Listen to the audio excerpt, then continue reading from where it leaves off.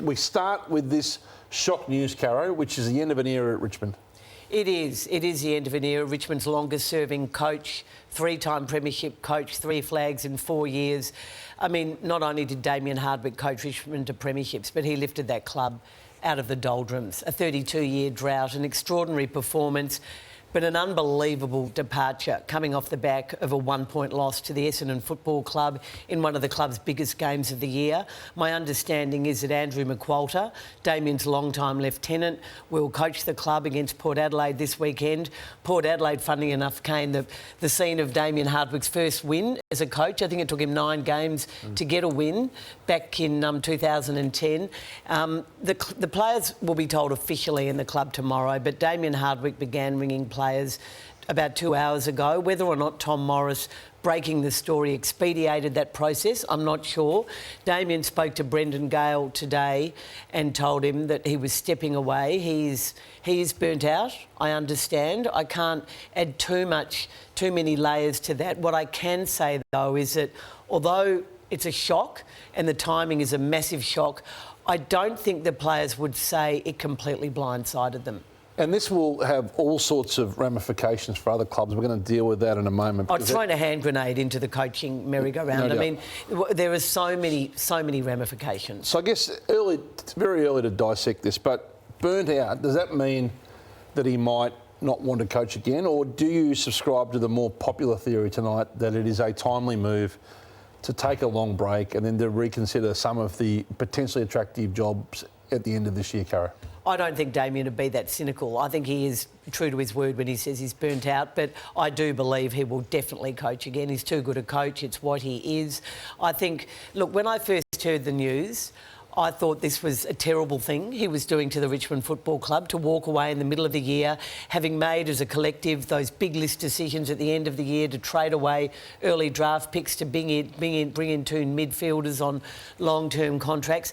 But now, the more I think about it, and it's only been an hour or two, the more I think about it, Craig, I think Damien's done the right thing in walking away now. Why? And I think because if his heart wasn't in it, I don't want him staying to the end of the year. I mean, only today, like we all do, we look at the ladder predictor, and I was thinking he was tried to be positive after the loss the other night. Richmond can afford 3 more losses and they can still make finals. Now I think, really, they're not going to win the premiership this year. They're not as good as they thought they were.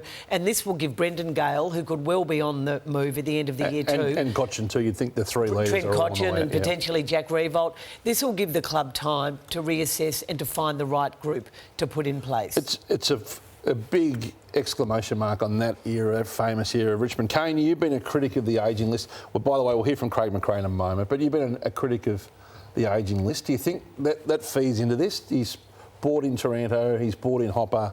They're not quite as good as he thought they'd be. If they were 6-2 or 6-4 or 7-3, you can't imagine it happening now. What's your view on this? Well, all of that, I think there's a little bit of Alistair Clarkson at Hawthorn about it, where an influential coach who becomes addicted to success goes all in, and that is going to backfire on them. And there's the list of ageing players. You can probably add McIntosh and Broad to that list as well. So to be all in and to give up all your draft picks when you've got that in front of you. What about Taranto and Hopper tonight? It's going to be a mistake. How are they feeling, do you think? Well, disappointed, I would have thought. They would have been sold a vision to come and play at a big club. We're going to go all in to maximise what they've got there and get the most out of this list, and clearly that isn't going to eventuate, and it almost is they're still a big club, and they're clearly going to be searching for a good But you're only a big coach. club when you have success, and this list now is unlikely to have success for a long period of time. Can I just say, I dispute that. On Damien, I suppose it's a shock, and I don't think there's any...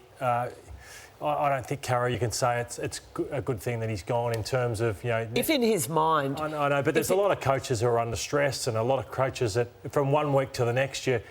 Jocelyn Longmuir 3 weeks ago would have thought, what's coaching like? It's no good. And then 3 weeks later, you're back. I know he's done 13 years, so it's different. But Matthew, this is a crisis for the industry. Don't get me wrong, and we'll talk about that. It's a loss for the game. The AFL has botched the soft cap. They have botched... Coaches feel like the scum of the industry. One coach said that recently to Gillan McLachlan. Senior footy managers don't run footy clubs anymore. The AFL is... But on Damien Hardwick, it's completely different to Justin Longmuir. How would you feel, though, if he coached somewhere next year?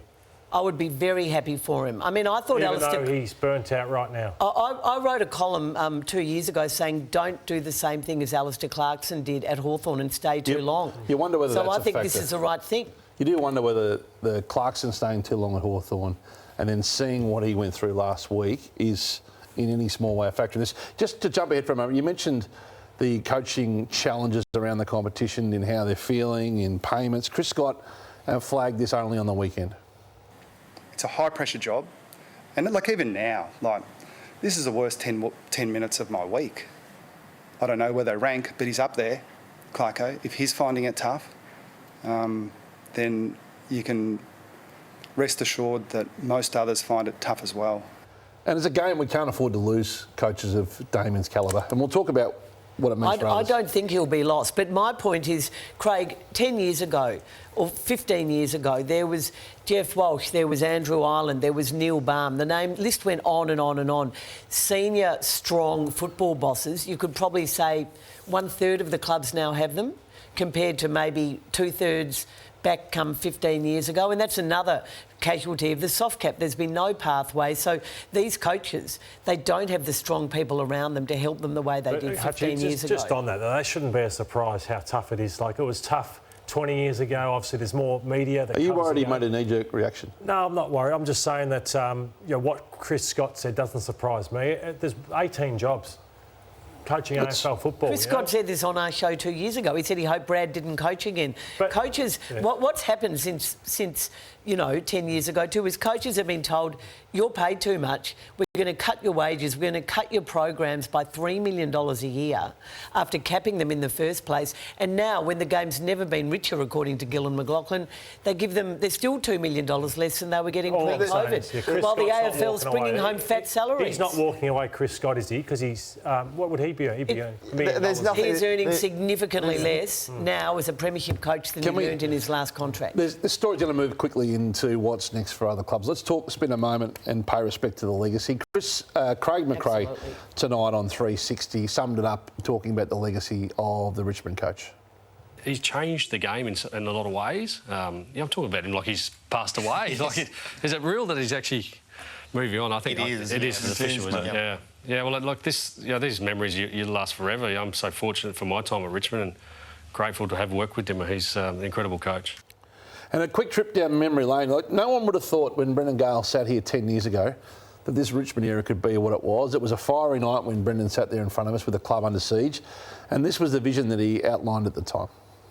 You cop some flack about the fact that you put a document, an internal document that got out earlier than you would have liked, spoke of a membership target of 75,000, 3 flags in 2020, and this over this 5-year plan or 10-year period. It starts with a vision, and we're not here just to compete. No one is. There's no point. You may as well pack up and go, no, I'm not embarrassed. I'm actually proud of that. And we've got a vision to compete and to be the best on the field, the best off the field. I make no apologies for the fact we want to be the best football club. And he's stuck. And there was a time in 2016 when the wins were against Damien and Brendan dug in and full credit to them. And then premierships 3 and 4 years, Lordo. Unbelievable, Hutchie. He got the job as a 37-year-old man and he leaves as a 50-year-old man, achieving 3 premierships, 2017-19, 2020. Coached 291 games for Richmond. But what they do now, though, they've lost Peggy O'Neill. Here's his record, Damien, mate. Phenomenal record, like outstanding. They lose Peggy O'Neill, Damien Hardwick, Cochin and Revolt, you'd probably think. And the question... And Gale came probably... Yeah, good point. And the questions around Dustin Martin now as well, whose future was discussed last year and, of course, one more year to go after this year on his contract. You told us 2 weeks ago on the show that you didn't think Damien would be coaching next year. You pointed out, Kane, that he's been grumpy and you played a little bit of a regression in his public utterances in recent times only a week ago on Footy Classified. You're the media journalist, so you figure it out. No, how does it impact the club, though? Next question. No, how does it impact the Next club? question. No, thanks, Tony. Oh, come on. Oh, come on, mate. Give me a scrap. Yes. I'd really love to see Kane. Yep. Don't get me wrong. That's his job. Sure. He's there to write comments. Okay. Mate, I hate coming here. Probably shouldn't say that, but... Why's that? Hey? Why's that? Well, the MCG has got soul. It's got Richmond people there. Our people don't come here. Plain and simple. It's right on broadcast, is it? So that's... But I've listened to the broadcast recently. They're not great. Yeah, I'm the eternal optimist. I still think our best is good enough. But the fact of the matter is we're a long way off that at the moment, and we've got to figure out how the hell we get back to what we need to be. Oh, it adds to the legacy though. Like, I loved that combativeness about him, and one of his real strengths was his loyalty to his players. You would have loved him as a player when he always backed his players in. So that was one of his real strengths, and I hope we get to see it again. And now it puts quick pressure on other clubs. You've got the Port Adelaide situation, which we might as well start at. In fact, let's have a look at the list of coaches out of contract at the end of, ostensibly at the end of next year. So there's 8 at the end of next year, Hutchie, and there's a few key ones. And 2, well, Hinkley this year. Yes, Yep. and so the decision on what this does now, Caro, and the flow-on effects for it. I mean, I said yesterday on the Sunday Footy Show that Port Adelaide's call on Ken Hinkley is one of the biggest in club history, because he can coach, and he's never coached better, yet they're saying they're going to wait till August. You would imagine that Richmond will be picking up the phone to Ken Hinkley very soon. Well, when Damien Hardwick got the job, he and Ken were separated by that much. And Brad Scott was, just third in the running, I think. So interesting to look back now. It ruins Port's ability to make that decision at the end. Well, that's the thing. It's fast-tracked. They've got to make the call. Unless Hardwick says... Yeah, it won't matter. Do we believe Damien? So Damien, it'll put pressure on We haven't heard from Damien but yet. he'll in the next day or two won't say anything about whether he'll want to coach next year. But in 16, well, he can have 12 to 16 weeks off, which is a long time. He may be bored in 16 weeks' time. So he's got June, July, He might do what August, Alistair September. Clarkson did. He might take a year but off. What if in 4 months' time, if he shows any interest that he wants to coach next year, well, then it changes the things for the season. Matthew, it's with beyond question the biggest coach this puts pressure on right now, and that's Stuart Dew. I mean, I know I've been saying it all year, but Stuart, they head off to Darwin this week for a 2-game stint. My belief is that this is going to be really difficult now. Looking after Stuart and managing him and the pressure he's under is going to be tough. He was so despondent after they were just obliterated by Brisbane on the weekend. It wasn't that they didn't turn up, they just weren't good enough.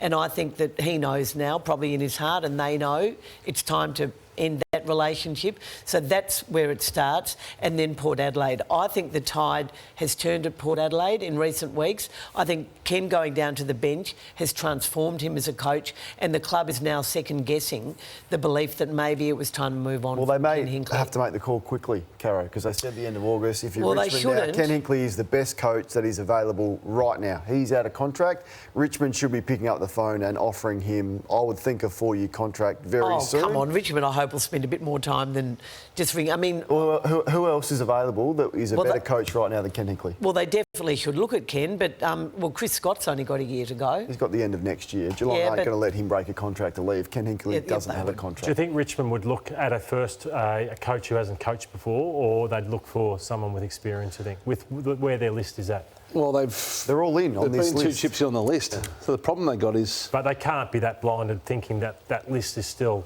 capable of winning a premiership next year. I think that's what they would be thinking, because what's the other option, Lauder? They can't rebuild, they've got no draft picks. They would be thinking and talking themselves into, if we get the list fit, there is at least another 1 or 2 years to go with this list. Is it a good job right now? Well, it's always a good job to go to a football club that's got money. It's a good question. A football club that's got money, good people running it. The chairman is new, but has been on the board for a while, is highly regarded. I'm not concerned about you not wanting to go to a club that plays on the MCG, most weeks and has a lot of money behind it. Just back on, I think you're right on you. I think it puts enormous pressure on a Gold Coast decision, because he's the perfect fit there. He's been there before, Hinkley, and Hardwick is there as well. They've got probably potentially 2 to look at. So they've got a tough decision to make. With Hinkley, it's the last thing he needs, probably, in Port in the run to a flag assault. They're 8-2. This is now going to be a thing in Port Adelaide. How each party deals with each other through this. It's a big call, Hutchie. They've stuck with the timeline. I think there is a push for Josh Carr at the end of this year to take over, and it may be a win-win for Port Adelaide and Ken Hinkley to move on despite the success. But part of me goes, why would Ken Hinkley leave that midfield, that young team that looks like they could... He doesn't have a contract. He doesn't have a job. But they might offer him a job, and if it's a choice, he might want to stay now. I thought he might want to leave. Now I think he'll want to stay. Oh, I think the popular belief that was when Josh Carr came back from Fremantle... You think that's on? I think they would have thought about that, and I think he'd be a worthwhile replacement. But you're letting go of a very good coach who's coaching at the top of their game. That's why it's That'd such a be an big call. extraordinary decision. Could this move, though, To I'm move just Ken saying, on for Josh Carr. could this Damien Hardwick move be because it makes it easier to coach the Gold Coast Suns next year? No, I just don't think... I think that's really doing Damien a disservice. I mean, I'm critical of things he's done in recent years, and that's been well documented, and I stand by that.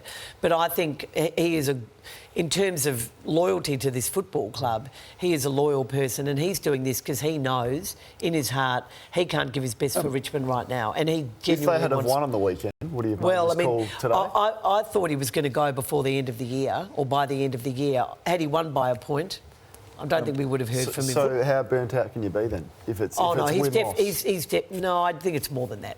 I think he was Last question, and we'll deal with the Hawthorn situation after the break. Do you think the North Melbourne job's up for grabs too? I couldn't categorically say it's not, although everyone you talk to at North Melbourne insists that, you know, they're fervent that Alistair will be back and he'll be back this year. But, you know, as you said, it's no coincidence that two coaches within a week, for very different reasons, have walked away from the game for a period of time because of mental issues.